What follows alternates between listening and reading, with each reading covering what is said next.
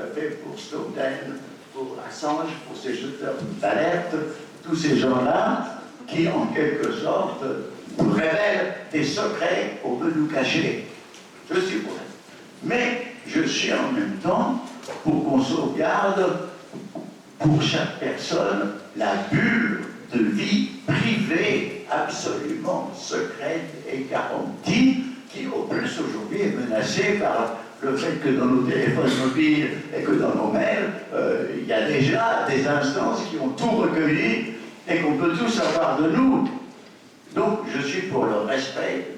Et par exemple, une des dégradations de la presse, c'est que la presse française, par exemple, quand elle savait, les journalistes savaient que Mitterrand avait une fille clandestine ou que un président avait une maladie inguérissable, elle se taisait. Maintenant, vous savez, les aventures sentimentales du président Hollande, comment elles sont connues, révélées, il n'y a pas le sens. Pourquoi ?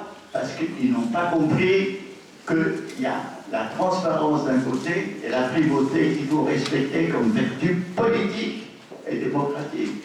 Et en ce qui concerne les affaires, les caricatures ou toute autre offense, et qui évidemment relève de la presse, il est évident que s'il n'y a pas un sentiment de responsabilité et de solidarité, alors la situation devient catastrophique. Or, nous souffrons en France d'une diminution, d'une dégradation et des responsabilités et des solidarités. Et nous sommes dans une situation sociale, historique, désastreuse. C'est pourquoi le problème dont nous parlons lui-même, tout en étant spécifique, notamment de relations avec le monde arabo-musulman et le monde occidental, est aussi un problème sociologique de la société française qui s'est dégradée et on n'a plus tellement la sens de la responsabilité et de la solidarité. Voilà un peu ce que je voulais dire pour commencer. Merci.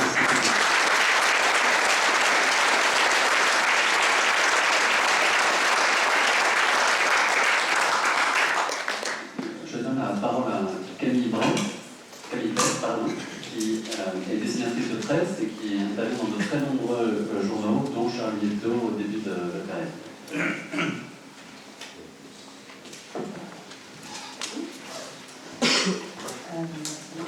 Vous m'entendez ? Ouais.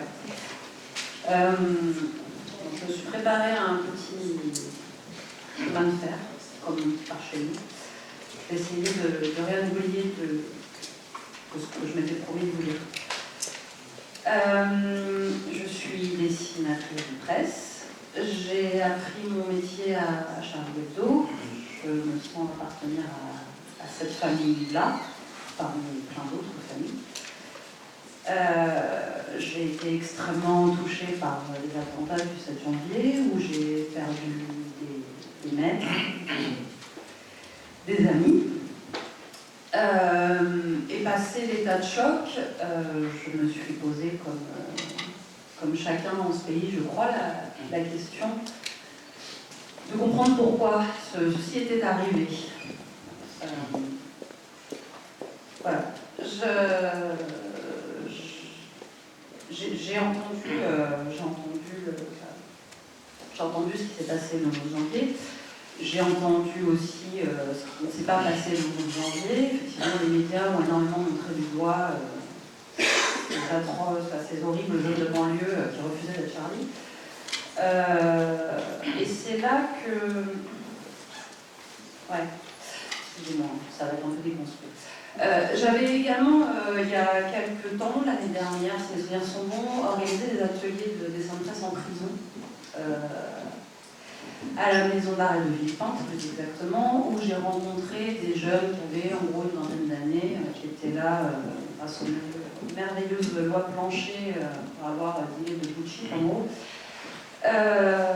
qui me faisaient part de leur sentiment de harcèlement, notamment médiatique, ce qui m'avait fait prendre quand même conscience de l'impact de ce que je faisais en dessinant sur l'islam, sur le reste. non, tout ça pour dire que c'est quand même des questions qu'on se pose avant de se faire assassiner. Voilà. Suite au 7 janvier, j'ai été approchée par la préfecture de la Seine-Saint-Denis qui organise quelque chose de très très bien qui s'appelle Nous sommes la République, en disant Conseil général. excusez-moi, Conseil général. Non, ça se passait à la préfecture, c'est pour ça. Voilà, il y avait là-bas des personnes que je reconnais ici aujourd'hui, qui sont parties du constat évident que, évidemment, non, nous ne sommes pas Charlie, parce que nous sommes Charlie, ça ne veut rien dire. Par contre, nous sommes la liberté d'expression, oui, nous sommes la République. Nous étions donc, je ne sais pas combien, peut-être une dizaine, autour d'une table comme parrain de l'événement, à entendre des jeunes collégiens qui s'étaient réunis le matin même pour réfléchir aux notions de liberté, d'égalité, de fraternité et de vivre ensemble. Et c'est très jeune, un collégien, ça a 12-13 ans, c'est un môme. Et ces mômes, donc, en séance plénière, là, nous ont ressorti des choses d'une intelligence et d'une lucidité incroyable. J'ai notamment le souvenir d'un jeune qui disait lors de la minute de silence, certains de nos camarades ont été privés de leur liberté d'apprendre, c'est-à-dire qu'ils ont été exclus des collèges, car ils s'étaient exprimés pendant cette minute de silence. Donc, on les prive de leur liberté d'expression et derrière, on les prive de leur liberté d'apprendre. Or, nous sommes des enfants. C'est à vous de nous apprendre, de nous exprimer. Là, les mecs, c'est complètement contre-productif. Voilà, je suis assez d'accord avec cette analyse d'un enfant de 12 ans. Voilà. Il y a très peu de temps, j'ai été approchée ce coup-ci par la PJJ, la police judiciaire de la jeunesse, enfin, je sais plus dans quel ordre. Prévention judiciaire. Protection judiciaire. Voilà, bon, vous savez mieux que moi. Pour participer à un stage de citoyenneté. Donc ce sont des jeunes de 15 à 18 ans qui sont condamnés à me voir, entre autres, lors d'un stage de citoyenneté de 3 jours. Donc je devais passer 3 heures avec eux et je me suis incrustée les 3 jours parce que je trouvais que ça avait l'air super. 3 jours, c'est le temps de créer du lien, de se rencontrer, de faire tomber plein de barrières. J'avais la chance d'avoir ma petite partie prévue le 3e jour. J'avais 3 heures qui m'étaient dévolues et ces 3 heures ont été extrêmement productives car on se connaissait déjà. Voilà. Je ne saurais pas le dire. On a parlé de Dieudonné, on a parlé du nouvel ordre mondial, on a parlé de complot, on a parlé de plein de choses. C'était pas gagné. On s'est posé la question des limites à poser ou à ne pas poser. Alors je ne vais pas développer là, on n'a pas le temps, on en parlera tout ça. Et ces jeunes encore m'ont dit, oui non, madame, la liberté d'expression, on ne va pas se mentir, c'est pas la même pour tous. Et oui, ils ont raison, c'est pas la même pour tous. Notamment parce qu'eux, ils ne savent pas parler. On est toujours au même point. Alors quand je leur dis, mais les caricatures, ça t'a blessé? Bah ouais, mais pourquoi? Parce que quoi? Bah c'est la religion, faut pas toucher. Et pourquoi? Je sais pas, vous me la tête, pas parce que. Bon voilà. Je leur explique, les gamins, si vous voulez qu'on vous écoute, il va falloir mettre quelque chose derrière parce que. Il va falloir structurer votre pensée, il va falloir apprendre à parler, et donc, éventuellement à dessiner, on ne sait jamais. Voilà. Et la liberté d'expression, ça marche si on sait s'exprimer et du coup si on est entendu. Je pense qu'il est vraiment primordial, avant toute chose, d'apprendre à ces jeunes à s'exprimer correctement. Mais je me remets un petit peu en question là-dedans. Je pense que je me serais pointée, que j'aurais sorti mon beau discours politiquement correct de « si t'es pas Charlie, t'as rien compris », et je serais repartie, il ne se serait pas passé grand-chose. Il a fallu prendre du temps. Voilà. J'ai pris du temps. Je pense que le temps, c'est important. Pour le temps, il faut des moyens, mais c'est un autre problème. Voilà, et je me suis posé la question de ma responsabilité là-dedans. Et voilà, on n'arrête pas de dire à ces gamins qu'ils ont des droits et des devoirs, ils sont dans un stage de citoyenneté, c'est quoi être un citoyen, c'est avoir des droits et des devoirs. Et moi, journaliste, c'est quoi ma responsabilité, c'est quoi mes droits et mes devoirs? Mon droit, c'est celui de parler, c'est génial, moi quand je parle, c'est imprimé à des dizaines de milliers d'exemplaires et les gens me lisent, en plus ils ont payé pour ça.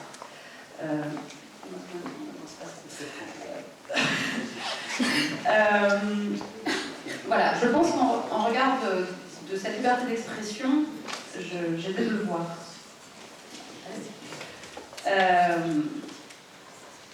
Voilà, Monsieur Morin posait la question de la responsabilité. Je pense que ma responsabilité, c'est pas d'arrêter de dessiner le prophète, c'est pas d'arrêter de blasphémer, de critiquer la religion. Enfin, évidemment, je ne fais pas ça pour humilier, pour blesser. Je fais ça parce que j'en ai le droit. Et c'est ce que j'ai expliqué à ces membres.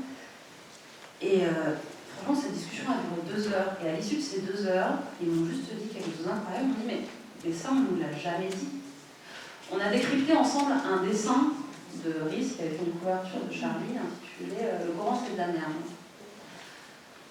On s'est posé la question ensemble de que voulait dire ce dessin. Et on en est arrivé à la conclusion qui est qu'en fait ce dessin, on aurait voulu dire le Coran c'est de la merde, on l'aurait juste écrit, il n'y a pas besoin de faire un dessin en dessous. Non, ce dessin disait ça n'arrête pas les balles et c'était un musulman qui se faisait tirer dessus. Et donc en fait ce dessin disait que les premières victimes de l'islamisme c'était les musulmans. Tout simplement. Et ces gars disent mais ça on ne nous l'a jamais expliqué, on ne nous l'a jamais dit, mais pourquoi ils ne le disent pas à France 2? Et de conclure, vous nous avez expliqué, on a compris. Alors éventuellement, enfin, non, mais bon, pas plus, on va en reparler après. Voilà, donc je crois que ma responsabilité n'est pas d'arrêter de dessiner, mais c'est de faire de la pédagogie, et que c'est ça, être responsable et solidaire. Voilà, et je ne suis pas une militante, je suis juste une dessinatrice. Et je crois que juste le message à faire passer, c'est que en 2 heures, j'ai réussi, enfin en 3 jours, soyons honnêtes, j'ai réussi à m'entendre avec des jeunes qui au départ me regardaient d'un sale œil, juste parce qu'on s'est écouté, on a parlé, on a pris le temps de mettre les mots appropriés, on s'est dit aussi qu'on avait le droit de ne pas être d'accord. Mais en tout cas, on a réussi à s'entendre. Et voilà. Et moi, je m'étais posé la question, suite au 7 janvier, de c'est quoi prendre ma part? Et voilà, ça a été ça mon moyen d'être citoyen. J'ai pris ma part, j'ai fait ma part du boulot. En tout cas, j'ai l'impression de le faire. Je cherche des moyens de le faire. C'est aussi pour ça que je suis là. J'essaye de faire la part du boulot. Et je me dis que si chacun prend sa part, si chacun prend un peu son temps, si chacun va vers l'autre et dit on a le droit de ne pas être d'accord, mais on va essayer au moins de s'entendre, le monde ira mieux. Voilà.